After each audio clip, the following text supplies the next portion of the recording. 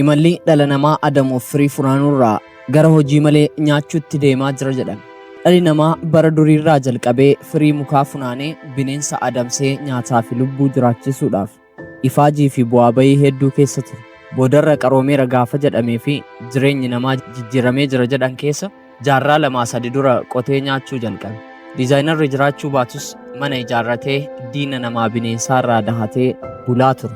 Bara warraaqsa indaastirii keessa ammoo qonna makaanaayizeeshinii qotee magaalaaf dhiyeessaa gurguree oomisha isaa gabaatti baasee irraa argata. Dhalli namaa gaafa quufee quufni qeenee baasee kaasee isa kotteessu. Lola dur eeboo fi xiyyaan itti darbatamu gaachanaan qolataa wal lolaa turerraa boodarraa ammoo meeshaa waraanaa ammayyaa oomishee waliin tumuu eegale.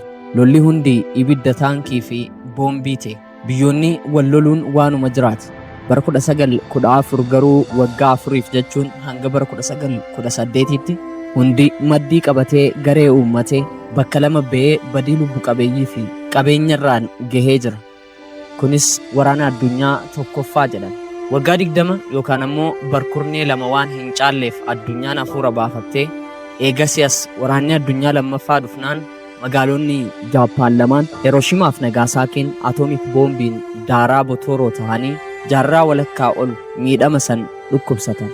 Dhaloonni rakkoo hamaa sababa hin beekneen rakkatan kunniin gocha Ameerikaan lammiilee nagaa irratti addunyaa dursitee raawwattee fi olaantummaa isii itti labsitee akka ta'e qofa yaadata. Amma ammoo bara kana keessa biyyoonni horiisaa meeshaa waraanaa teeknooloojii guutuu taheen AI'n wal dorgomaa jiru. AI'n baroota nu fuuldura jiranitti hojii lammiilee guutuu dhuunfatee hojjeta jedhamee tilmaamamaa jira. Kun dhugaa taanaan akkuma fiilmii warra Awurooppaa fiikshiniidhaan yookaan asoosamaan nutti agarsiisaa ture roobootonni AI'n kunniin boodarra badii guddaa uummata addunyaarraan ga'uu danda'u jedhama. Akkuma faayidaa qabu AI'n miidhaas qaba jedhameera. Miidhaa moo faayidaa isaatu caala? Indaastirii waraana AI'tiin deeggarame isa guddaa ta'e Ameerikaa fi Chaayinaan akka hojjetaa jiran akeekan. Eenyutu olaantummaa argata? Biyyoonni hiyyeeyyiin AI hin qabnee fi humna isaanii hin qabne hoo hireen isaanii maal ta'a laata? Dhimma kanaan wal qabatuun ammoo AI'n hojii ilma namaa mara erga dhuunfatee booda dhalli namaa hojii dhabaa ta'uun waan hin hafnedha. Sadarkaa hubannoon AI kan namaa caaluun rakkoo xiinsammuu dhala namaa irratti fidamu hin fidu. Maaltu ta'a? Namni ammoo soorama bahee qallabaa fi maallaqa mootummaan kennuuf taa'ee nyaata. Ajab soorama umrii malee. Sana booda akka lakkoofsa warra Awurooppaa bara 2028tti jedha gabaas AI'n bayyanatee roobootonni humna isaanii akka malee qisaasessaa akka jiran gaafa galeef harka ilma namaa kan isa kalaqee gabaarra isa oolche komachuu jalqabe.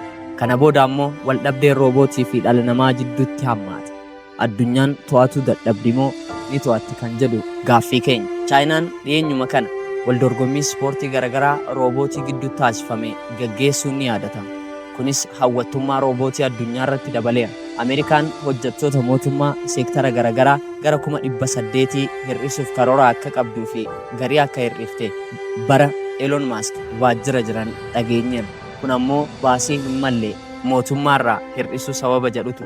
Roobotonni AI'n hojjetaman kunniin ilmi namaa harka isaatiin kalaqee sammuu fi humna hojii dabalatee saffisaaf baay'ina hojiitiin dhala namaa ni caalan jedhama. Caalaniis ilma namaa dalagaa malee hambisa yoo jaalu meeqa keessantu amala? Yaada keessan gama sanduuqa yaadaa yookaan ammoo comment sectioniin nu barreessaa jechaa viidiyoo keenya laayik godhaa, sheer godhaa nama jaallattan biraan ga'a. YouTube chaanaaliin ibsa jireenyaa jechoota mataasaa fayyadamus odeeffannoo kanaaf BBC wabeeffateera. Kan har'aaf jenne kanumaan goolabnaa horaa bulaa.